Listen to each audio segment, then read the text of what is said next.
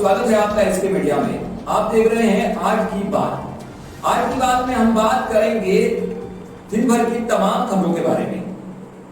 खबर है शामगढ़ से, जहां झालावाड़ के तालाब में लाश मिलने पर नवविवाहिता के परिजनों ने शामगढ़ थाने में आकर ज्ञापन दिया।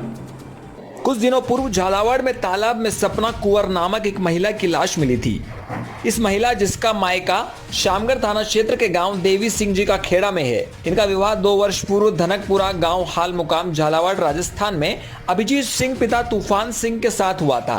सपना कुंवर के परिवार का आरोप है कि सपना कुंवर का पति, उसके सास एवं ससुर उसे दहेज के लिए प्रताड़ित मारपीट करते थे। सपना कुंवर की लाश झालावाड़ तालाब में 24 मार्च 2021 को मिली थी, जबकि सपना को अच्छी तरह से तैरना आता था। इसी संबंध में समाज के लोग इकट्ठा होकर पुलिस थाना शामगढ़ पहुंचे और यहां पर एक ज्ञापन के माध्यम से सपना कुंवर के दोषियों को जल्द से जल्द कड़ी सजा दिलाने के लिए व निष्पक्ष जांच के लिए आवेदन किया। मंदसौर से ब्यूरो रिपोर्ट, पंकज निडर। उसकी लाश मिली है, उस विषय में शामगढ़ थाना अधिकारी महोदय को जय भवानी राष्ट्रीय राजपूत महासभा की ओर से एक ज्ञापन दिया गया है, जिसमें निष्पक्ष जांच कर दोषियों के विरुद्ध कड़ी से कड़ी कार्रवाई करने की उनसे निवेदन किया गया। क्या शंका लग रही है आपको? शंका तो ये है कि ससुराल पक्ष दहेज के लिए प्रताड़ित करता था और अक्सर मारपीट होती रहती थी, तो हत्या की हमें आशंका है, जिसका हमें पूर्ण विश्वास है कि पुलिस प्रशासन दोषियों के विरुद्ध कार्रवाई करेगा और पीड़ित पक्ष को न्याय दिलाएगा। हमने क्या मांग की और क्यों ज्ञापन दिया गया? ये जो जय भवानी राजपूत संगठन द्वारा जो महासभा मध्य प्रदेश द्वारा उनके प्रदेश अध्यक्ष सिंधु सिंह जी राजपूत आए थे, उनके साथ उनके संगठन के और भी सदस्य थे। इनकी ये मांग थी कि पुलिस थाना शामगढ़ के खेड़ा देवी सिंह जो गांव है, वहाँ की बहन बेटी थी सपना कुंवर, तो उसकी शादी अभिजीत सिंह पिता तूफान सिंह के साथ हुई थी और ये परिवार जो है झालावाड़ में रहता था, प्रॉपर झालावाड़ में रहता था। टोंक में पुलिस बस और मोटरसाइकिल में टक्कर होने पर एक युवक की मौत हो गई। सदर थाना अंतर्गत घास चौकी के पास राष्ट्रीय राजमार्ग 116 पर पुलिस बस और मोटरसाइकिल के भिड़ंत होने से मोटरसाइकिल सवार की मौके पर ही मौत हो गई। पुलिस ने मौके पर पहुंचकर शव को सदात अस्पताल की मोर्चरी में रखवाया गया। जानकारी के अनुसार पीपलू के कुरेड़ा गांव निवासी नरसी बेरवाल लांबा गांव से घास स्थित अपनी दुकान के लिए निकला था। घास में सवाई माधोपुर से टोंक फायरिंग रेंज में पुलिस कर्मियों को लेकर आ रही बस से मोटरसाइकिल की टक्कर हो गई, जिससे मोटरसाइकिल पर सवार गंभीर रूप से घायल हो गया और मौके पर ही मौत हो गई।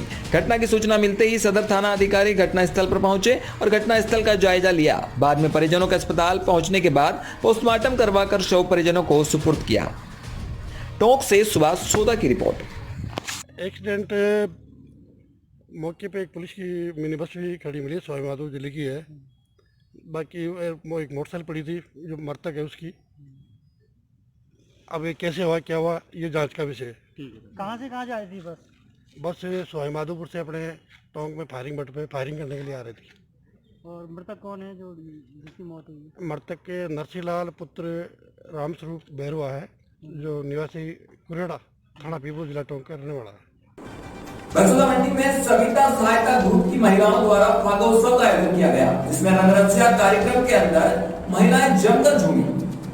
शहर में होली की मस्ती परवान चढ़ रही है। जगह जगह फागोत्सव की धूम मची है। कई मंदिरों में फागोत्सव मनाए जा रहे हैं। बरसोदा मंडी कस्बे के सविता सहायता ग्रुप की महिलाओं ने भी गांधीनगर में फागोत्सव मनाया। इस दौरान होली के गीतों पर महिलाओं ने होली भी खेली। रंग हमारे जीवन में महत्वपूर्ण स्थान रखते हैं। रंगों में वो तासीर है कि वे उदास मन को भी प्रफुल्लित कर देते हैं। रंगों के त्योहार होली को अब कुछ ही दिन बचे हैं। चारों ओर फागोत्सव की धूम मची हुई है।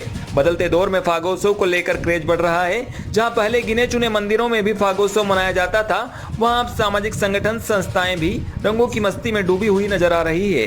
बात जब रंगों की हो तो कुछ गुनगुनाने को भी दिल चाहता है। होली के रसिया गीतों से समूचा माहौल रंगीन होने के साथ साथ भक्तिमय बना हुआ है। समय के साथ साथ फागोत्सव को मनाने का तौर तरीका भी बदला है। इसे मनाने के लिए महिलाओं की टोलियां पहले से तैयारी करती है, यानी एक सी पोशाक, अबीर, फूलों की पंखुड़ियां और तो और अब फागोत्सव के दौरान प्रतियोगिताएं भी आयोजित की जाने लगी है। कस्बे की सविता सहायता ग्रुप की सविता घुटा ने बताया कि फागोत्सव बड़े उत्साह के साथ व कोरोना एडवाइजरी को ध्यान में रखते हुए मनाया जा रहा है। ठाकुर जी को खुश किया जा रहा है और हर घर में यह त्योहार कोरोना को भगाकर रंगों की तरह खुशियां लेकर आए, ऐसी कामना की जा रही है। इस कार्यक्रम में महिलाओं ने सफेद साड़ी में लाल झरोका लेकर पहना है, जो एक धार्मिक परंपरा के साथ सुखद अनुभव का प्रतीक है। बैसोदा मंडी से ब्यूरो रिपोर्ट कपिल चौहान। सविता जी, जिस तरह से आज जो है फागोत्सव का महीना चल रहा है, फागोत्सव का जो है पर्व मना रहे हैं आप बड़े हर्षोल्लास के साथ, तो क्या उद्देश्य है इसके पीछे आपका? इसके पीछे ये उद्देश्य है कि जिस तरीके से अभी कोरोना वायरस फैल रहा है, तो उसकी तरफ से लॉकडाउन का संकेत था। हमारा ये प्लान था कि हम होली के दूसरे दिन बनाया जाए, लेकिन हमने उसका भी पालन किया है और प्लस फाल्गोत्सव भी चल रहा है। लेकिन हमने सोचा कि क्यों ना हम इस फाल्गोत्सव को होली की तरह रंग रसिया, एक हमारा जो ये प्रोग्राम है, तो हमने इसका नाम रंग रसिया रखा है। और हम चाहते हैं कि बताना ऐसे वाइट जो ड्रेस कोड रखा हुआ है, तो ये है कि एक ठंडा वो रहता है, प्रतीक रहता है, ये शांति का प्रतीक रहता है। तो बस मेरा मानना है कि सब इंसान हमेशा दिल खोल के रहे, शांत रहे और जो भी है सामने हम अपनी बातें रखें। काफ़ी सारी महिलाएं इसमें क्षेत्र की है, तो क्या महिलाओं को लेकर क्या सोचे आप? ये कि इन्होंने मेरा काफ़ी सपोर्ट किया है और क्या कहते हैं, मैं इनसे बहुत खुश हूँ कि इन लोगों ने मेरा इतना सपोर्ट किया। मैं चाहती हूँ कि ऐसे आगे और करते रहे ताकि मैं इसको और अच्छा बना सकूँ।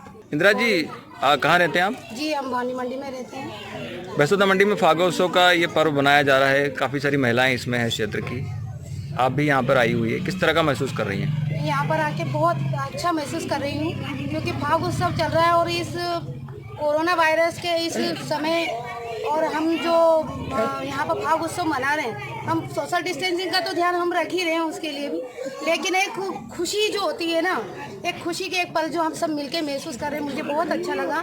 और इन्होंने मुझे इनवाइट किया, इसके लिए मैं इन सब लोगों को बहुत बहुत धन्यवाद देना चाहूँगी।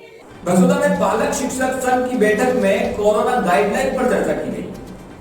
बैसोदा नगर के शासकीय कन्या हाई स्कूल में पालक शिक्षक संघ की बैठक का आयोजन हुआ, जिसमें शासन की कोरोना संक्रमण की रोकथाम हेतु जारी गाइडलाइन पर चर्चा की गई। प्रदेश में तेजी से फैल रहे संक्रमण के मद्देनजर विद्यालय में सोशल डिस्टेंसिंग सहित अन्य नियमों के पालन पर चर्चा की गई एवं छात्राओं के हित में संक्रमण को रोकने हेतु किए जाने वाले प्रयासों पर भी ध्यान दिया गया।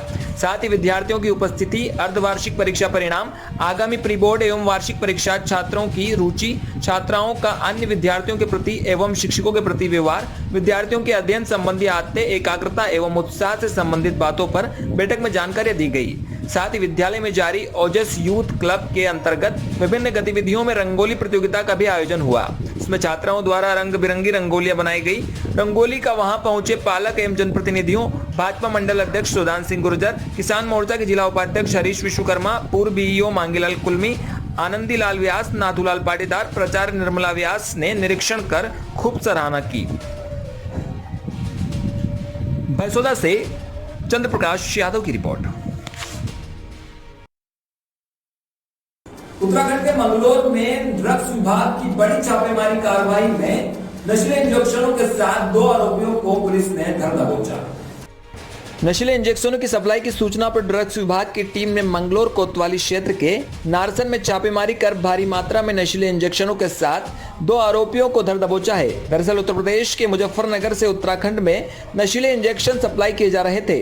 आपको बता दें कि खास मुखबिर की सूचना पर ड्रग्स विभाग इंस्पेक्टर मानवेंद्र सिंह राणा के नेतृत्व में विजिलेंस की टीम ने मंगलोर के नारसन से नशीले इंजेक्शनों के साथ 2 आरोपियों को धर दबोचा, जबकि 2 आरोपी फरार होने में कामयाब हो गए। टीम ने प्रतिबंधित इंजेक्शनों को कब्जे में लेकर आरोपियों को पुलिस के सुपुर्द कर दिया। फिलहाल जांच जारी है। ड्रग्स इंस्पेक्टर मानविंदर सिंह राणा ने बताया कि उत्तर प्रदेश के मुजफ्फरनगर से नशीले इंजेक्शन उत्तराखंड में सप्लाई किए जा रहे थे। मुखबिर की सूचना पर विजिलेंस की टीम के साथ 2 आरोपियों को नशीले इंजेक्शनों के साथ गिरफ्तार किया है। उन्होंने बताया कि बरामद इंजेक्शनों की कीमत का आकलन किया जा रहा है, साथ ही जांच जारी है। वहीं बताया जा रहा है कि यह दोनों युवक काफी समय से यह कार्य कर रहे हैं और फिलहाल यह दोनों युवक हरिद्वार कुंभ में नशीले सप्लाई करने के लिए जा रहे थे। मुखबिर की सूचना पर दोनों को पकड़े लिया गया है और आगे कार्रवाई की जा रही है। इसमें बताया गया कि यूपी प्रतिबंधित नशीले इंजेक्शन लाए जा रहे हैं। जल्दी विभाग की टीम यूपी में भी जाएगी। मंगलोर उत्तराखंड से वीरेंद्र रावत की रिपोर्ट। हमारे उच्चाधिकारियों द्वारा हमको स्पष्ट निर्देश प्राप्त हुए हैं कि शिकायतें लगातार जो मिल रही हैं कि रुड़की क्षेत्र में चूँकि ये अभी कुंभ क्षेत्र भी है तो हमारे नवयुवक जो हैं वो नशे की ओर अग्रसर हो रहे हैं और उनको लोग बढ़ावा भी दे रहे हैं। तो उसी में हमको दिशा निर्देश प्राप्त हो रहे थे उच्च अधिकारी द्वारा कि आप इसमें लोगों को चिन्हित करके कार्रवाई करें। तो हमने इसमें टीम गठित की है जिसमें हमारे विजिलेंस विंग के जो है SI श्री जगदीश सतोड़ी जी है, संजय सिंह जी है, योगिंदर सिंह जी है। तो हम लोगों ने इसमें जो है अपने सूत्रों को जो है एक्टिव करके कुछ सूचनाएँ एकत्रित की हैं। सूचना एकत्रित करने के बाद हमको ये मालूम चला कि मीनारसन बॉर्डर के आसपास कुछ व्यक्ति जो है दवाओं की खेप कहीं बाहरी प्रदेश से ला करके यहाँ पर किसी को बिक्री करने वाले हैं। तो हम लोगों ने उसी हिसाब से जो है अपनी योजना तैयार की है। खबर देहरादून से, जहां किसान महापंचायत में जमकर बरसे किसान नेता राकेश टिकैत, मोदी सरकार पर साधा सीधा निशाना। विकासनगर के हरबर्टपुर में आज किसान आंदोलन का चेहरा राकेश टिकैत एक किसान रैली को संबोधित करने पहुंचे। एक और विधानसभा सहसपुर के सेलाकुई क्षेत्र से कांग्रेस के प्रदेश सचिव एवं पूर्व दर्जा प्राप्त राज्य मंत्री आकिल अहमद अपने कार्यालय से भारी संख्या में कार्यकर्ताओं के साथ एकजुट होकर मंच स्थल पर पहुंचे। आपको बता दें कि राज्य मंत्री आकिल अहमद ने किसान नेता राकेश टिकैत से मिलकर बातचीत की, तो दूसरी ओर भारत संवैधानिक अधिकार संरक्षण मंच के संयोजक दौलत कुंवर का मुख्य सहयोग देखने को मिला। संयुक्त किसान मोर्चा द्वारा बुलाई गई किसान महापंचायत में किसानों का हुजूम कुछ खास देखने को नहीं मिला। हालांकि इस आंदोलन के प्रमुख चेहरे रहे राकेश टिकैत ने मोदी सरकार द्वारा पारित तीनों कृषि कानूनों को आज भी काला कानून कहा और कहा कि केंद्र की मोदी सरकार यदि तीनों काले कृषि कानून वापस नहीं लेती तब तक किसान का आंदोलन और उग्र होता रहेगा, जिसकी जिम्मेदारी केंद्र सरकार की रहेगी। मीडिया से बातचीत में उन्होंने कहा कि मोदी सरकार मंडी के बाहर भी किसानों को फसल बेचने के लिए कह रही है, तो मैं किसानों से आह्वान करता हूं कि वह अपनी फसल थानों में SDM office, DM office, SP office, विधानसभा आदि जगह पर जाकर बेचे। उत्तराखंड की सरकार के लिए उन्होंने कहा कि हिमाचल की तर्ज पर गांव को टूरिज्म से जोड़े, ट्रांसपोर्ट पर सब्सिडी दें, किसानों की फसलों को मंडी तक पहुंचाने की उचित व्यवस्था बनाएं ताकि वह अपनी फसल समय पर और सही दाम पर बेच सके। देहरादून से मनोज कुमार की रिपोर्ट। खबर टोंक से, जहां एक दूल्हे ने बारात ले जाने से पूर्व बाबा साहब को नमन कर एक नया संदेश दिया। भीमसेना के जिला अध्यक्ष अशोक बेरवा के नेतृत्व में मोहित कुमार बेरवा स्वर्गीय भूतपूर्व विधायक लालू राम बेरवा के पुत्र ने अपनी बारात में रवाना होने से पूर्व बाबा साहब के चरणों में नमन कर माला पहनाई और बारात की रवानगी ली। अध्यक्ष अशोक बेरवा का कहना है कि इस कार्य को करवाने का मकसद एक ही था। जिस तरीके से आज सरकार दलितों के साथ कुठाराघात कर रही है उसका यह एक जवाब है। सरकार के पास अभी भी समय है कि दलितों के साथ हो रहे शोषण पर निष्पक्ष कार्रवाई करे, क्योंकि भारत का दलित अब पीछे हटने वाला नहीं है। इस तरीके से केंद्र सरकार कोर्ट की शरण लेकर नए नए अध्यादेश तैयार कर रही है, जिस तरह दलितों के हक अधिकार को समाप्त कर रही है। भारत का दलित अब चुप बैठने वाला नहीं है। दलितों में अब अंबेडकर विचारधारा का उदय होने लगा है। भीमसेना के अध्यक्ष व अन्य संगठनों में आक्रोश है कि टोंक अंबेडकर सर्किल पर जिस प्रकार सुंदरीकरण करवाया गया है वह आधा अधूरा है, पाथ में लगा हुआ है और बिजली का ट्रांसफर अभी तक नहीं हटाया हुआ है और म्यूजिकल फव्वारे अभी तक नहीं लगाए गए। टोंक नगर परिषद समय रहते इन दोनों खामियों को दूर करे। इस अवसर पर हरिप्रसाद जोनवाल, दिनेश बेरवा आदि अंबेडकरवादी विचारधारा के लोग मौजूद थे। टोंक से सुभाष सोधा की रिपोर्ट। भवानीमंडी में रेल यात्रियों को आरक्षण का समय बढ़ने से बड़ी राहत मिलेगी। टिकट विंडो का अंतिम समय रात्रि 8 बजे तक रहेगा।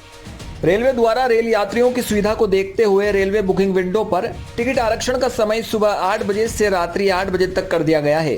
पूर्व में सुबह 8 बजे से दोपहर 2 बजे तक ही आरक्षण किया जाता था, जिससे यात्रियों को काफी परेशानी उठानी पड़ती थी।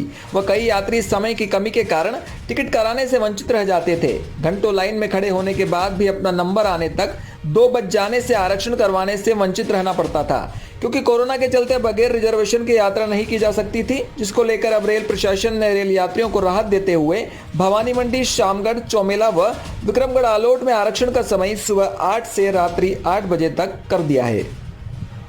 भवानीमंडी से कपिल चौहान की रिपोर्ट। सर, कहाँ से आ रहे हैं अभी आप? चौमेला से। और कहाँ जा रहे हैं? यहीं आए थे। अच्छा, यहीं आए हैं। अभी आपने टिकट करवाया है? सुबह फिर जाना। अच्छा, सुबह फिर वापस जाएंगे। सर, अभी जो है पहले मतलब कि जो है टिकट का विंडो का रिजर्वेशन विंडो का जो टाइम था वो सुबह 8 बजे से लेकर दिन में दोपहर 2 बजे तक का था। समय में बढ़ोतरी की गई है, कितनी राहत मिलेगी यात्रियों को? शायद हाँ काफ़ी ज़्यादा राहत मिलेगी। शायद अगर अभी टाइमिंग जो होता कम होता तो आप टिकट कराने से वंचित रह जाते।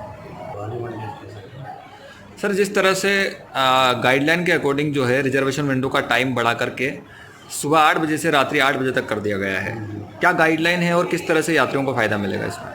देखो, जो पहले जो एक सिंगल विंडो चल रही थी उसका टाइम था सुबह 8 बजे से दोपहर 3 बजे तक। अभी डिवीज़न के आदेशानुसार जैसे कि अभी जनरल टिकट जो बंद हैं, चालू टिकट बंद हैं, यात्रियों की सुविधा के लिए यहाँ पे डबल काउंटर रिजर्वेशन के लिए खोल दी गई है। तो जो सेकंड विंडो खुली है उसका टाइम आज से शाम को 8 बजे तक किया गया है, मतलब उसका 12 घंटे तक टाइम है।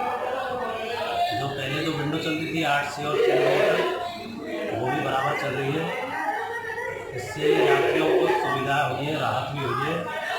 जो लोग रिजर्वेशन से 3 बजे तक छूट जाते थे वो 8 बजे तक करवा रहे हैं। अभी देखो, जब तक जनरल टिकट चालू नहीं हुए तब तक अभी यही सिस्टम है।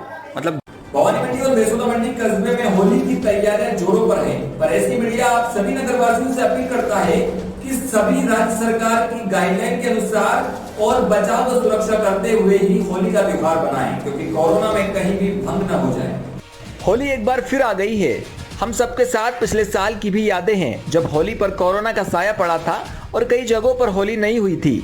एक साल बाद फिर वही हाल है कि होली के लिए ज़्यादातर जगहों पर पूर्ण या आंशिक पाबंदी है। लेकिन आज हम इस पर अफसोस जताने की जगह हम ये बात करेंगे कि नियम और सुरक्षा का ध्यान रखते हुए अपनी होली को कैसे उमंग और उत्साह वाली होली बना सकते हैं। बस थोड़ी सी बातों का ही तो ध्यान रखना है, तो क्यों ना हम अपने पूरे उत्साह के साथ त्योहार को मनाया जाए और ऐसे कि कोरोना भी मुंह ताकता रह जाए। इस साल गीले रंग वाली होली खेलने से बचें, गुलाल को चेहरे पर सीधे ना लगाएं। ध्यान रखें कि गुलाल लगाते वक्त आपके चेहरे पर मास्क जरूर हो। अपने चेहरे से मास्क को ना हटाएं। इस होली पर गले मिलने से बचें। होली खेलते वक्त आपकी आंखों पर चश्मा लगा रहे तो ज़्यादा बेहतर होगा। होली के त्योहारों में खाने पीने का भी सभी को शौक होता है, लेकिन इस होली में अपने खाने पीने का भी ख्याल रखें। खाने से पहले हाथ जरूर धोएं और होली में एक ही गिलास से ठंडाई न पिएं। राज्य सरकार ने कोरोना में होली के त्योहार पर एडवाइजरी जारी की है। कई राज्यों ने बढ़ते कोरोना मामलों को देखते हुए सार्वजनिक स्थल पर होली खेलने पर रोक लगा दी है। सोसाइटी दफ्तर में भी होली खेलने पर रोक लगाई गई है। स्टेशन बस स्टैंड पर रैंडम टेस्ट शुरू किया है। साथ ही किसी तरह का होली मिलन समारोह भी नहीं होगा। भवानी मंडी से कपिल चौहान की रिपोर्ट। मेरा नाम हरि भाई, 50 वर्षों से मैं सेवा कर रहा हूँ भवानी मंडी स्टेशन चौराहे के पास में। काफ़ी वर्षों से मैं इसमें और मैं विशेष होली के त्योहारों पर सब भाइयों को, नगरवासियों को सबको बधाई देना चाहता हूँ। हरि भाई, खिलौने की अगर बात करें तो शहर की सबसे चर्चित दुकान है और आप वरिष्ठ व्यापारी भी हैं, और हर त्यौहार को लेकर जो कुछ न कुछ स्पेशल जो चीज़ें हैं वो आपकी दुकान पर लाते रहते हैं, हमेशा से प्रयासरत हैं आप। कोरोना जिस तरह से वापस से सेकंड व्यू में है, सेकंड लहर कोरोना की आ चुकी है, किस तरह से अपनी दुकान पर और आने वाले जो लोग हैं, खरीदार हैं, उनको कोरोना के नियमों की पालना करवा रहे हैं और आप खुद भी कर रहे हैं? बिल्कुल बिल्कुल, ये पूरा उसका ध्यान रखते हुए डिस्टेंसली और मास्क लगवाना बहुत ज़रूरी है। और अभी अपने यहाँ फिर भी भगवान का कृपा की तरह ज़्यादा वो नहीं है इस बात का। और यहाँ अच्छा इस बात का है कि लोग काफ़ी आपस में इस पालन कर रहे हैं इसका, डिस्टेंसिंग का, और अपने मास्क लगा के काफ़ी हम इस बात को ध्यान रख रहे हैं। और हर बार नई चीज़ ला के यहाँ देता हूँ मैं, हर बार नई। मुझे 50 सालों से 50 वर्षों से मैं यहाँ सेवा कर रहा हूँ। सैनिटाइजर वाली कोई पिचकारी आई है क्या? बिल्कुल बिल्कुल आई थी, लेकिन इसका क्या है, अभी इसका केमिकल वो नहीं मिला मेरे को। अच्छा, पिचकारी लाया नाम है इसका। निर्भय बंसल। निर्भय जी, होली को लेकर आप जो है रंगों की भी विक्रय कर रहे हैं, रंगों का। हाँ, गाइडलाइन की किस तरह से पालना करवाई जा रही है आने वाले खरीदारों को लेकर, और आप विक्रेता भी हैं? सर, अभी गाइडलाइन तो ऐसी कुछ खास ही नहीं, बस सार्वजनिक स्थान पे इसका बेन है। बाकी जैसे घर के अंदर आप खेल सकते हो, तो घर के अंदर खेलने के लिए मेरे पास हर्बल गुलाल है, रंग अच्छे वाले हैं, और गांव के हिसाब से अपने मेरे पास सभी तरह की वैरायटी है, नीचे से लेकर ऊपर तक। कोरोना से बचाव के लिए सैनिटाइजर का यूज़ किया जाता है। ऐसी कोई पिचकारी या ऐसा कोई नहीं प्रोडक्ट हो? नहीं होता इसके अंदर तो सभी मतलब हर्बल गुलाल ले लो आप, एक नॉर्मल गुलाल और एक कलर, जो केमिकल के बनते ही हैं वो, तो उसके अंदर तो कुछ होता नहीं। लोग खरीदने आ रहे हैं? हाँ बिल्कुल, गिराकी अच्छी, सेल अच्छी, पिछले साल की अपेक्षा कम है, पिछले साल से तो कम है थोड़ा। और ये थे आज के कुछ समाचार। कल फिर मिलेंगे इसी वक्त इसी बुलेटिन में। तब तक के लिए बने रहिए एसके मीडिया न्यूज के साथ।